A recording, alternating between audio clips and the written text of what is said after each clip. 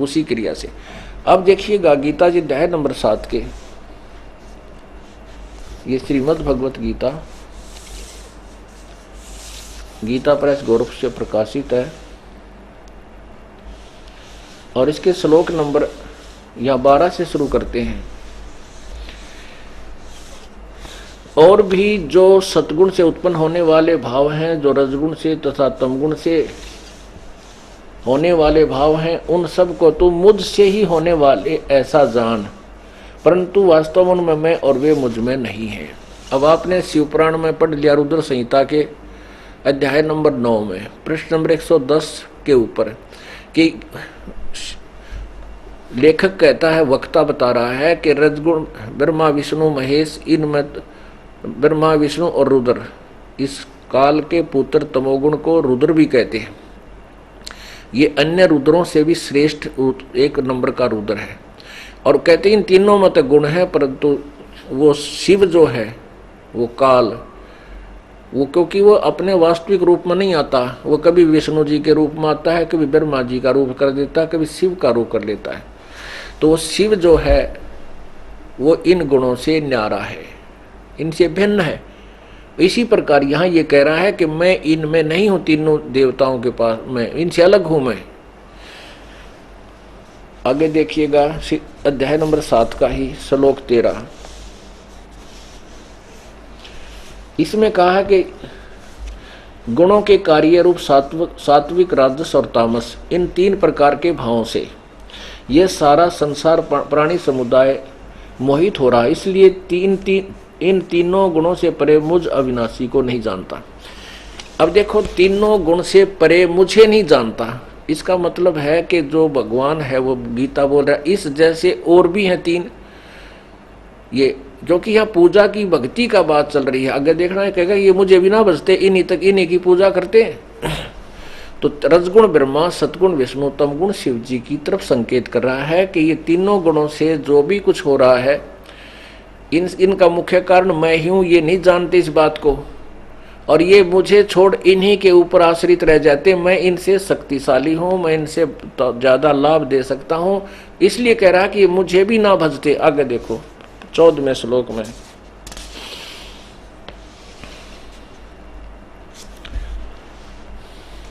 हाँ 13वें श्लोक में आपने पढ़ा कि गुणों के कार्य रूप सात्विक राजस और तामस, तीनों प्रकार के भावों से सारा संसार प्राणी समुदाय मोहित हो रहा है। इन तीनों गुणों से परे मुझ अविनाशी को नहीं जानते।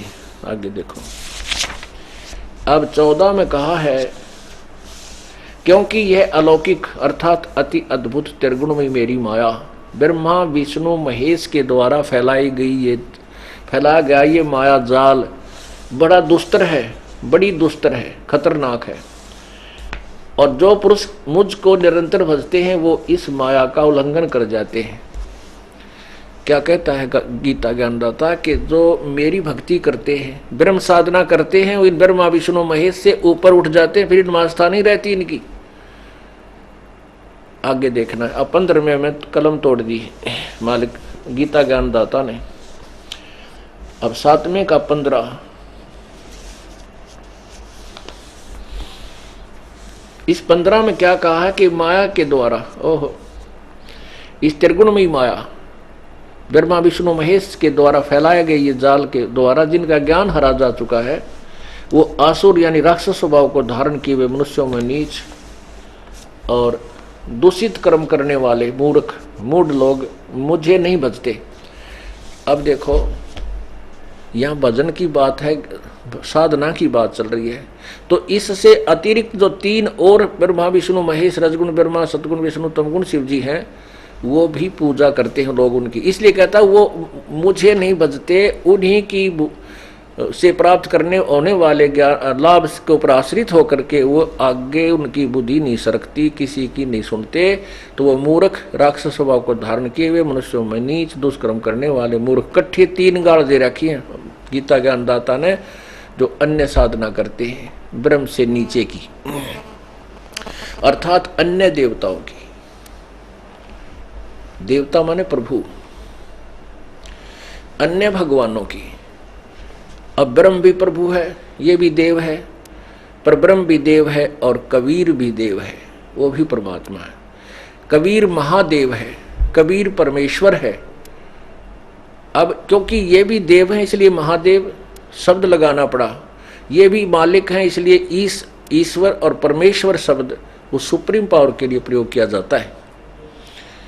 ये परमेश्वर नहीं है।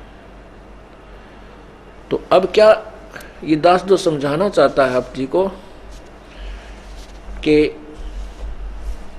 अब ब्रह्म के कह रहा है कि तीनों गुणों के द्वारा जो इन्हीं की साधना करते हैं वो राक्षस स्वभाव को धारण किए हुए मनुष्यों में नीच दुष्कर्म करने वाले मूर्ख मुझे ना भजते। अब फिर कहता है मेरे भजने वाले भी 4 प्रकार के हैं। जो ब्रह्म साधना करते हैं वो 4 प्रकार के हैं। जो अन्य देवताओं की पूजा ना करके केवल वेदोनुसार ब्रह्म तक की साधना पर आश्रित हैं, उनके विषय में बताया है कि वो 4 प्रकार के हैं। एक आरत, अर्थार्थी और जिज्ञासु और ज्ञानी। गीता जी अध्याय नंबर 7 के मंत्र 16 से और 16-17 में। अब जैसे आर्त कौन होते हैं?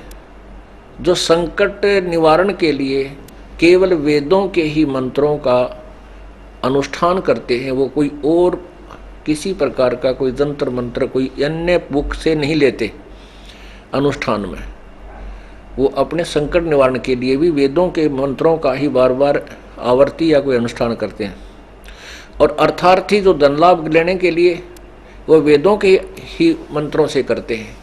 और जिज्ञासु वो होते हैं जो भगवान प्राप्ति के लिए तरफ रही होते हैं, जगह जगह संतों से मिलते हैं, उनसे ज्ञान ग्रहण करते हैं और स्वयं वक्ता बन जाते हैं और फिर नकली गुरु बनकर वो दुनिया को भ्रमित करने लग जाते हैं। वो भी रिजेक्ट किए कि तीनों नहीं। चौथे जो ज्ञानी हैं, ज्ञानी वो आत्मा है, पुण्यात्मा है। वो उन्होंने वेदों को पढ़ा, उनको ज्ञान हुआ कि मनुष्य जीवन बार बार नहीं मिलता और मनुष्य जीवन प्राप्त करके यदि हम सत साधना नहीं करेंगे, शास्त्र अनुकूल साधना नहीं करते हैं तो कोई लाभ नहीं। अन्य देवताओं की पूजा नहीं करनी चाहिए। ज्ञानी को इतना ज्ञान हो जाता है।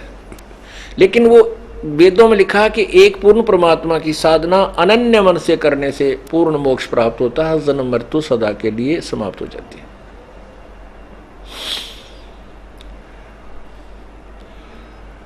तो उसमें उनको ये ज्ञान हो जाता है कि परमात्मा की मनुष्य जीवन मुश्किल से मिला है और इसमें एक ही भगवान की पूजा करनी चाहिए। उन्होंने वेदों को पढ़ा, वेदों में ये भ्रमित ज्ञान है। पूर्ण संत के बिना ना समझने से वो भ्रमित ज्ञान, उनको भ्रमित ज्ञान ग्रहण हो गया। वेदों में ज्ञान क्लियर है, स्पष्ट है, लेकिन पूर्ण संत तत्वदर्शी संत के बिना